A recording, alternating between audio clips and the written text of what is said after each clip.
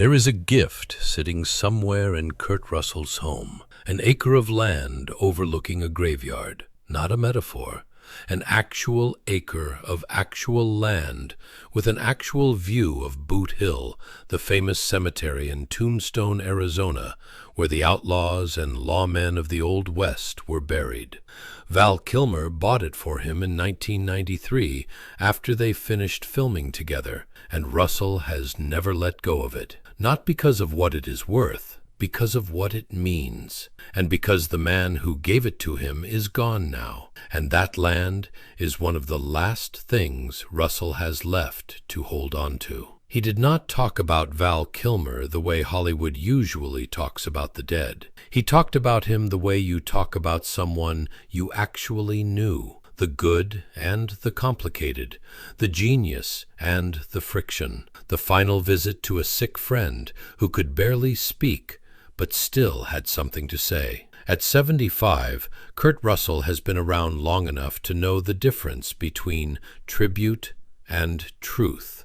What he chose, when the world asked him about Val Kilmer, was truth. This is that story. Kurt Vogel Russell was born on March 17, 1951, in Springfield, Massachusetts, into a family where entertainment was not an aspiration, but a fact of life. His father, Bing Russell, was a character actor and a former professional baseball player, a man who had spent time on the set of Bonanza and knew, from the inside, what the industry looked and felt like.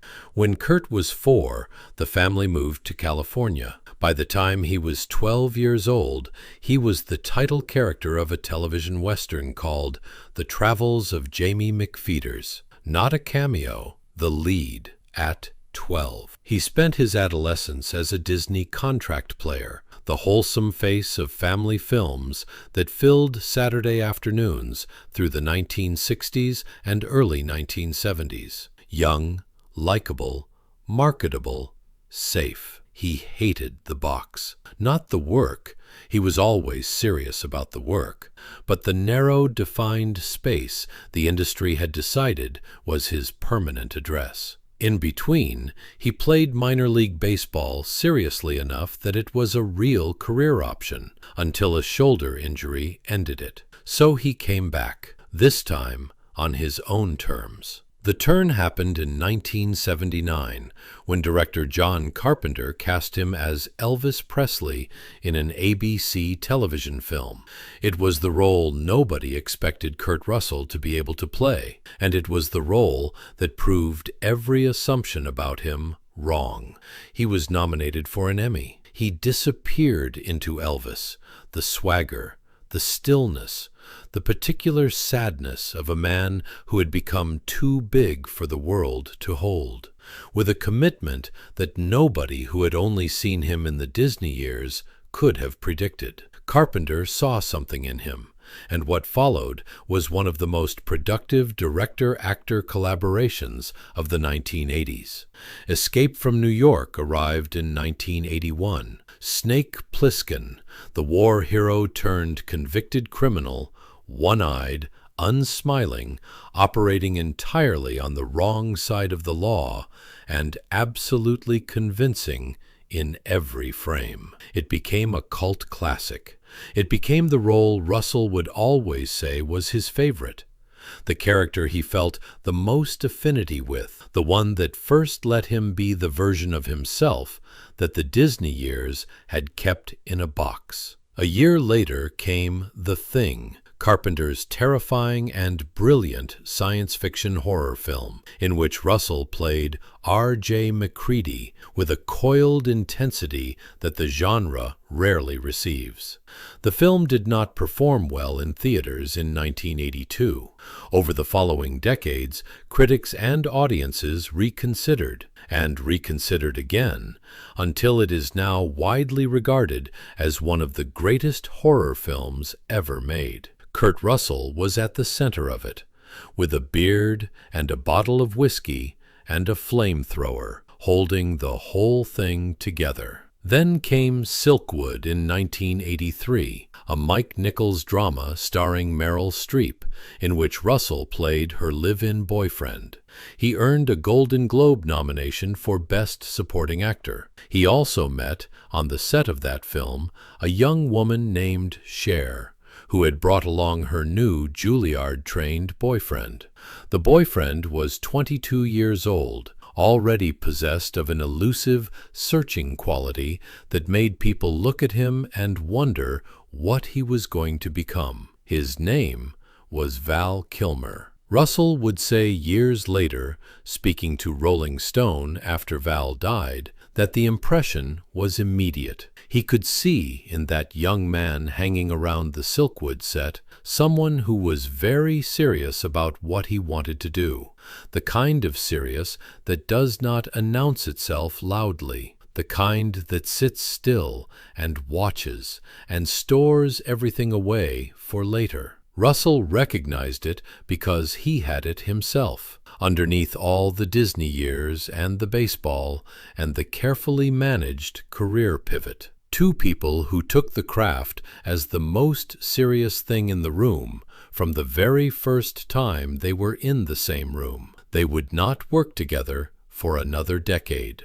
Val Edward Kilmer was born on December 31st, 1959, in Los Angeles, and grew up in the San Fernando Valley. He was the youngest person ever admitted to the Juilliard School in New York, already committed, already certain, studying a role the way a scholar studies a text, from the inside out, until the character was not something he was performing, but something he was temporarily inhabiting.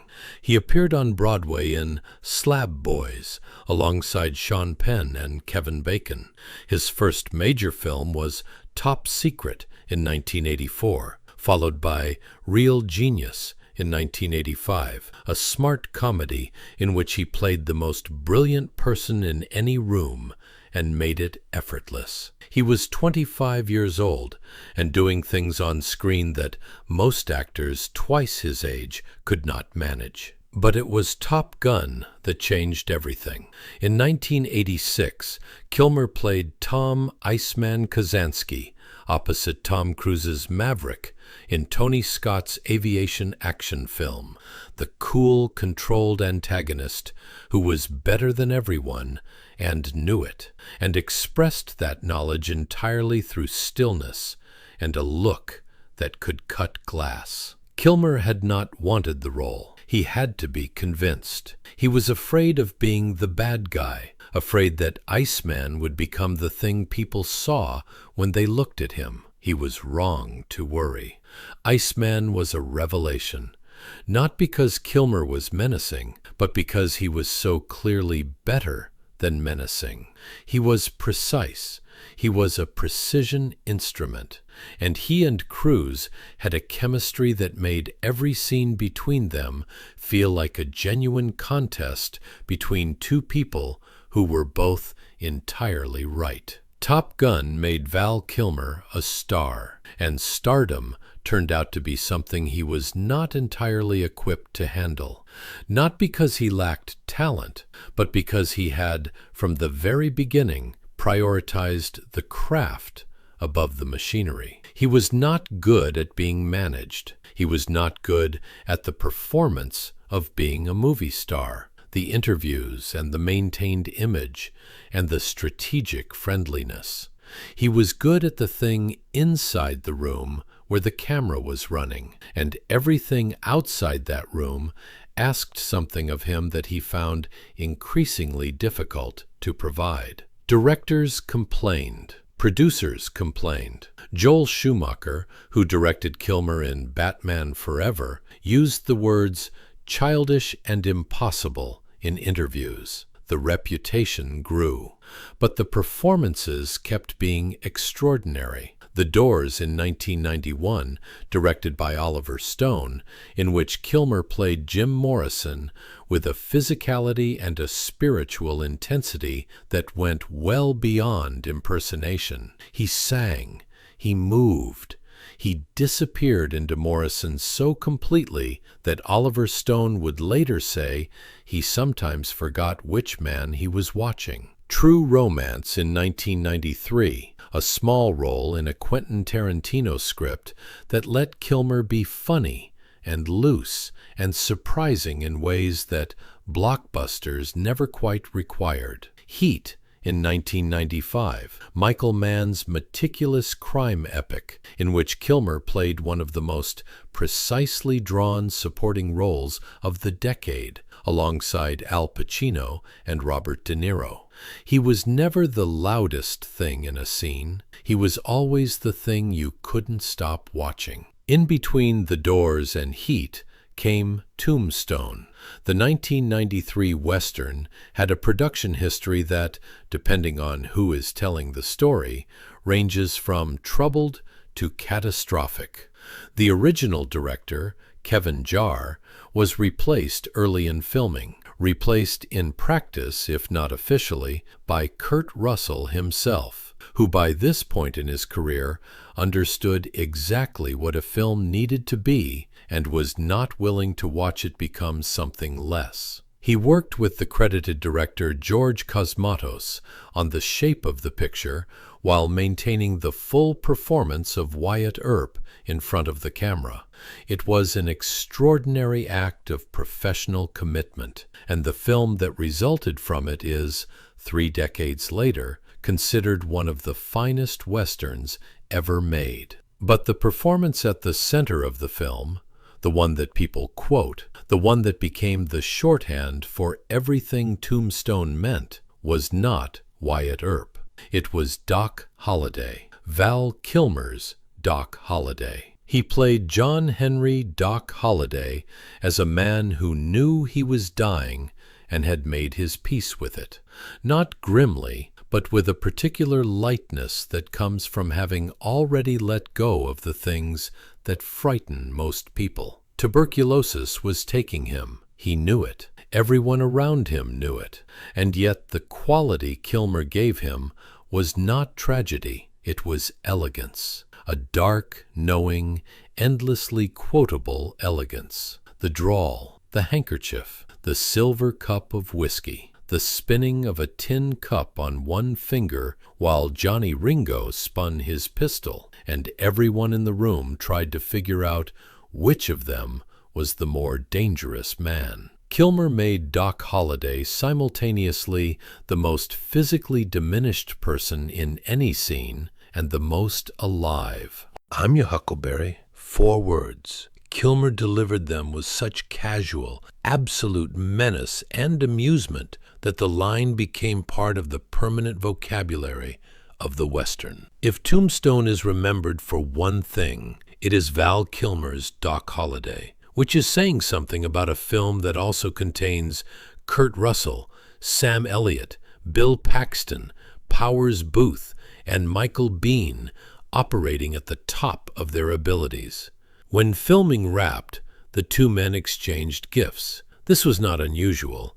Russell has described how, when working with someone meaningfully, he liked to mark the end with something real. What he gave Kilmer was a burial plot in Boot Hill Graveyard in Tombstone, Arizona. Not metaphorically, an actual plot in an actual historic cemetery. He framed it in the logic of their characters. Doc Holliday was all about death. It seemed right. It seemed funny. It seemed true. What Kilmer had gotten Russell, unbeknownst to him until the exchange, was an acre of land overlooking Boot Hill, not a plot inside the graveyard, an acre with a view of the whole thing. Wyatt Earp, Russell said, was all about life. He gets to overlook everything. He summarized what the 2 gifts said about the 2 of them with a simplicity that contained an entire friendship.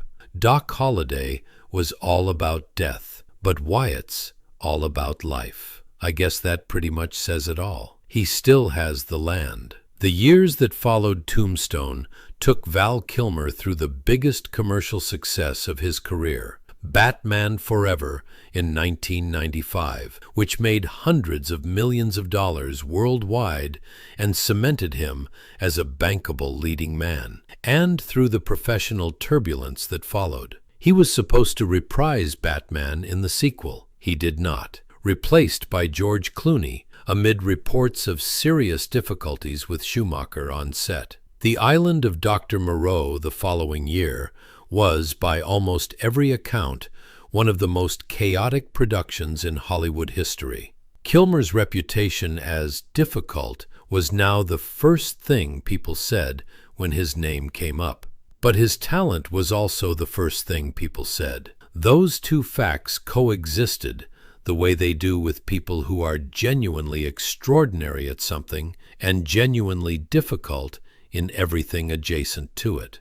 Kiss Kiss Bang Bang in 2005, Bad Lieutenant in 2009. Across 4 decades, he was incapable of giving a performance that did not reveal something true. Then, in 2014, the diagnosis arrived: throat cancer. He kept it private for 2 years, in keeping with his Christian Science faith and his deep discomfort with public vulnerability. When Michael Douglas mentioned it in an interview, Kilmer denied it.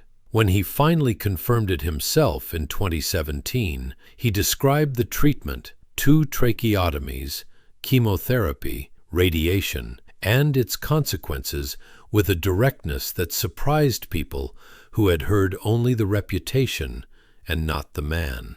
The cancer went into remission, but the surgery had permanently damaged his voice. The instrument that had delivered Iceman and Doc Holliday and Jim Morrison was reduced to a whisper. He wrote on his website in 2022, "It isn't easy to talk and be understood." He kept working. In 2021, a documentary simply called Val was released, assembled largely from decades of home video footage that Kilmer had compulsively recorded throughout his career. His son Jack narrated it, providing his father's words in a voice that sounded like what his father's voice might have been, because Val himself could no longer speak clearly enough. It was the most honest thing he had ever made. It showed the obsession, the preparation, the joy in the work, and the genuine pain of a man who had spent a lifetime chasing something in the craft and was not always certain he had found it. It showed, too, the illness, what cancer had taken, what remained. Tom Cruise, his old rival and old friend from Top Gun, had fought to include him in Top Gun Maverick in 2022. Kilmer reprised Iceman, the role that had launched him, the role he had been talked into against his instincts 36 years earlier, in a brief but devastating scene in which Iceman and Maverick finally put down the contest between them and simply say goodbye. His voice in that scene was digitally altered because he could no longer speak the words himself. The scene landed like something more than cinema. It landed like a farewell, which it turned out to be. Top Gun Maverick was his last film. 3 years before Val died, Kurt Russell went to visit him at his home. He told Rolling Stone about it afterward, about what it was like to sit with a friend who could barely speak, who had to work to be understood, but who had things to say and the will to say them. It was difficult for him to talk, Russell said, but he had wonderful things to say. He had a fairly good sense of humor. And then Russell described the moment that has stayed with everyone who read it. Val looked at him. He said, "Sometimes I could have been a little bit nicer to a lot of people." And then he laughed. He was looking back, being retrospective, and Russell, sitting across from him, saw a man who understood his own full dimensions, not the reputation, not the mythology, not the performance of himself, and could laugh at them gently, with the clarity that illness sometimes delivers. "He was a good guy," Russell said. "Everybody's got their full 360 degrees of their person. Nobody gets out of here alive, so I hope he rests in peace. If anybody deserves to rest in peace, it would be Val.